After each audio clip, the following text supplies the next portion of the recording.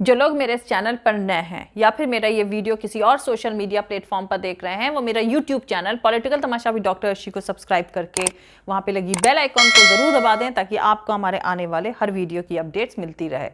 और दोस्तों, अगर आपको हमारा काम पसंद आता है, हमारे वीडियोस पसंद आते हैं तो www.patreon.com/dr अर्शी खान पर जाकर डोनेट करके आप हमारे काम को सपोर्ट कर सकते हैं। तो चलिए आज के सियासी तमाशे के सफ़र को शुरू करते हैं।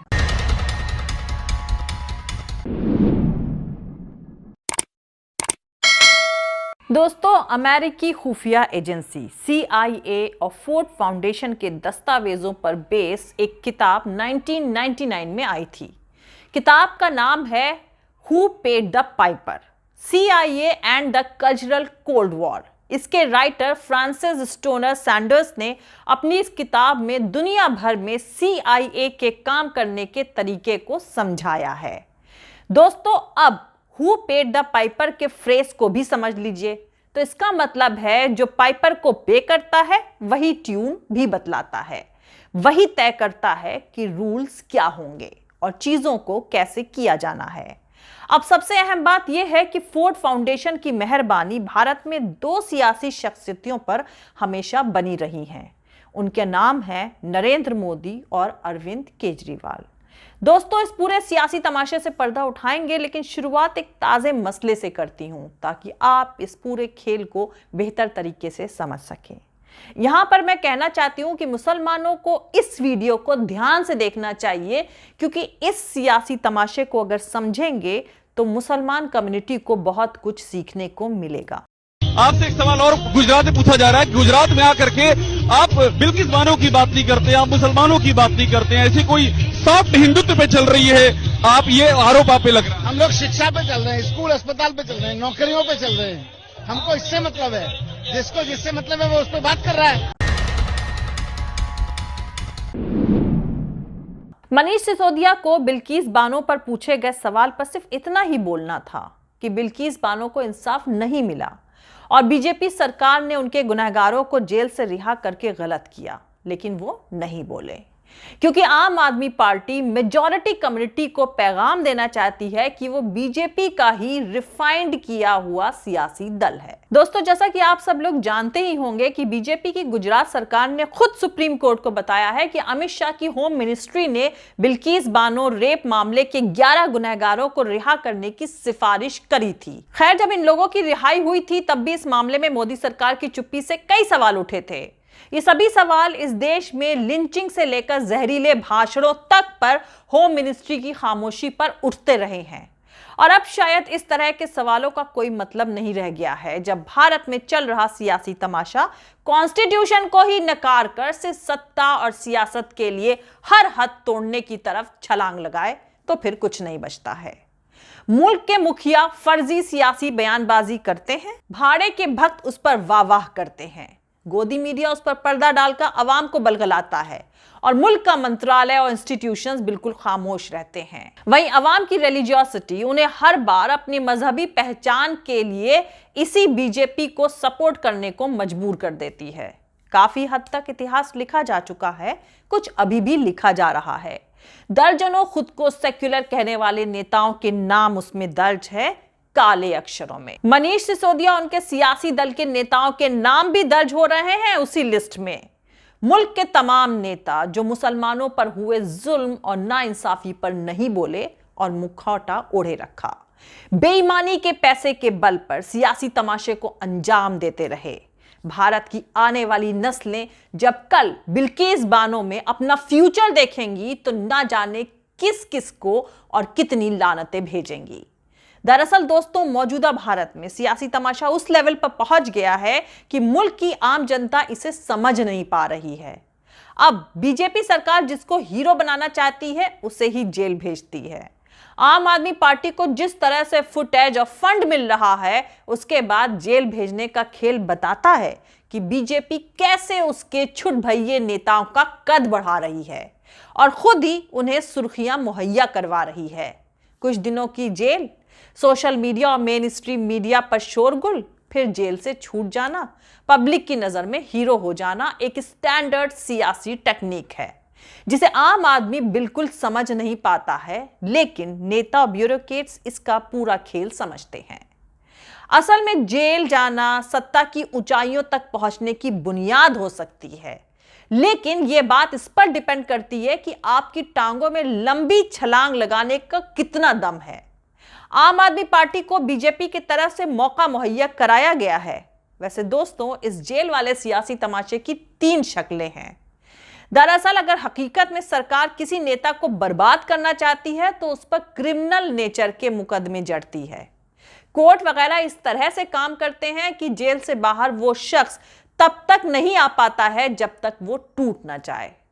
ताजा एग्जाम्पल उमर खालिद का है। अब जेल वाले सियासी तमाशे के तीसरे मुखौटे को समझ लें। दोस्तों, इसके तहत सरकार उस शख्स की क्रेडिबिलिटी तबाह करके उसे हीरो बनने से रोकना चाहती है। ताजा एग्जाम्पल है राहुल गांधी पर लगाया गया नेशनल हेराल्ड मामला। दरअसल दोस्तों, इस मामले में चार्जशीट बनाने लायक हालात ही नहीं है। यानी एफआईआर तो दर्ज कर ली गई है, लेकिन इतने साल हो गए हैं फिर भी धाराएं तय नहीं हो पा रही हैं। लेकिन हर चुनाव से पहले पूछताछ के लिए राहुल गांधी और सोनिया गांधी को बुला लिया जाता है। अखबारों में बदनामी भरी हेडलाइन छपवाई जाती है। व्हाट्सएप पर उसी मुद्दे पर नए सिरे से फॉरवर्ड करे गए कंटेंट्स को वायरल कराया जाता है। गोदी मीडिया पर फिर से बहसें शुरू करा दी जाती हैं। टैग लाइन लगाई जाती है, क्या राहुल गांधी जेल जाएंगे? सभी नेताओं ब्यूरोक्रेट्स को पता है राहुल गांधी कतई जेल नहीं जाएंगे, क्योंकि बीजेपी सरकार उन्हें हीरो बनाने का रिस्क नहीं ले सकती है। क्योंकि राहुल गांधी बीजेपी आरएसएस के बैकयार्ड में उगाया गया सियासी ऑपोजिशन नहीं है। वहीं दूसरी तरफ दोस्तों, अगर आप पिछले 15-20 सालों से मनीष सिसोदिया और केजरीवाल की आम आदमी पार्टी समेत उनके तमाम ऑर्गेनाइजेशंस पर नजर डालें तो आपको पूरा का पूरा पैटर्न समझ में आ जाएगा। दरअसल दोस्तों, शायद महीना भर पहले की बात है जब बात ही बात में केजरीवाल के मुंह से सच निकल गया था, जब उनसे न्यूयॉर्क टाइम्स में छपे एक आर्टिकल के बारे में सवाल किया गया था। तब केजरीवाल ने कहा कि न्यूयॉर्क टाइम्स में खबर पब्लिश कराना बहुत मुश्किल है, जो कि दुनिया के सबसे ताकतवर मुल्क का सबसे बड़ा अखबार है।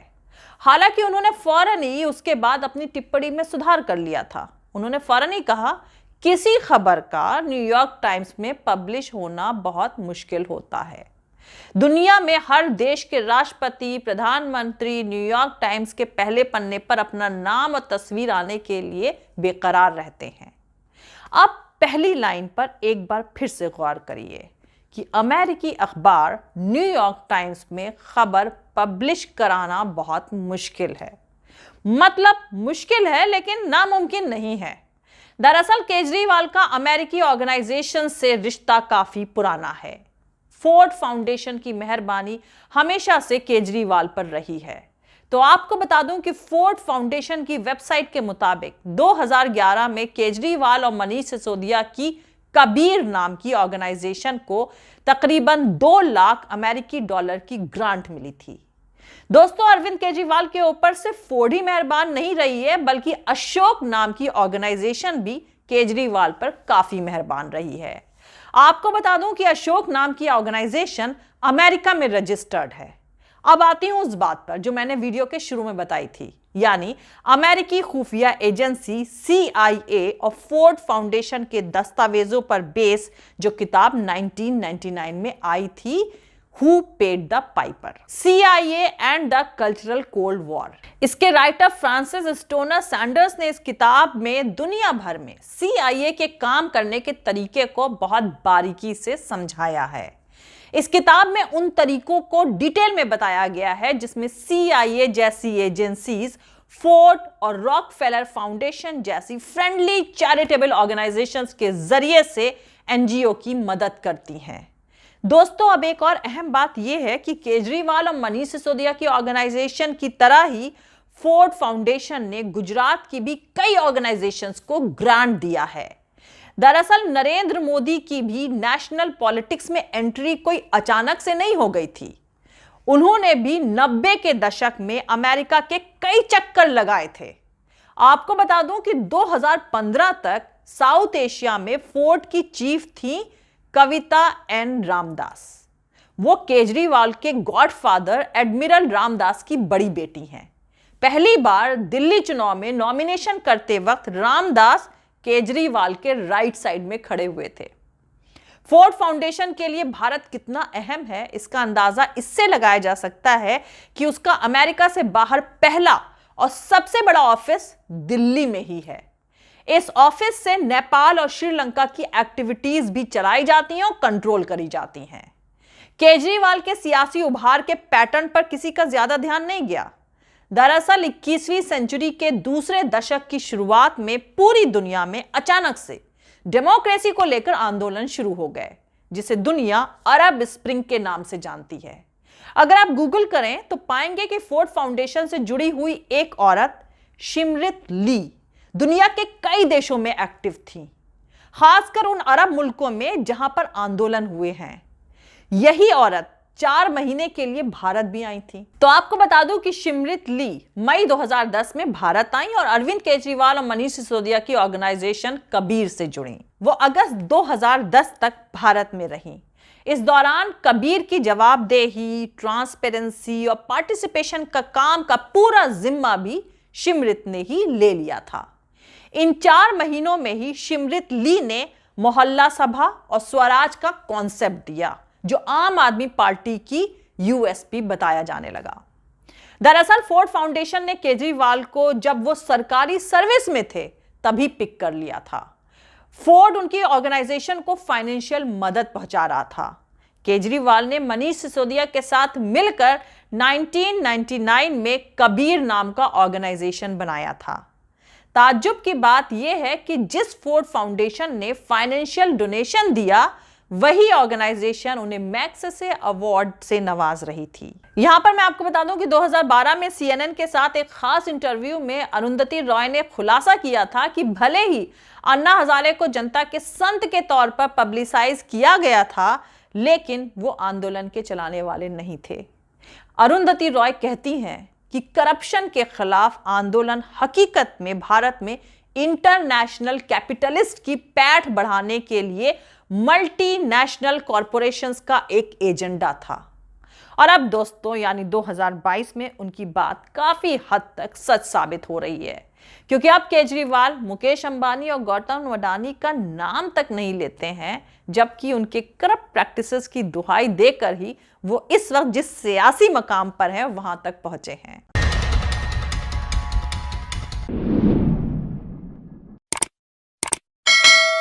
तो आज के लिए इतना ही। मिलते हैं अगले वीडियो में किसी दूसरे नए सियासी तमाशे के साथ।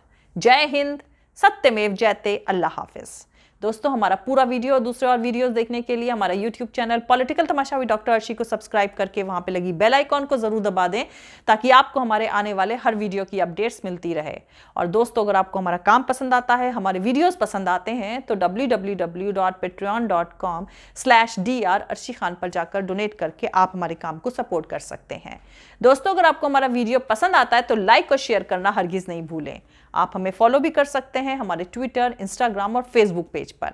मेरा ट्विटर हैंडल है @arshi_aziz khan। थैंक यू, मिलते हैं अगले वीडियो में।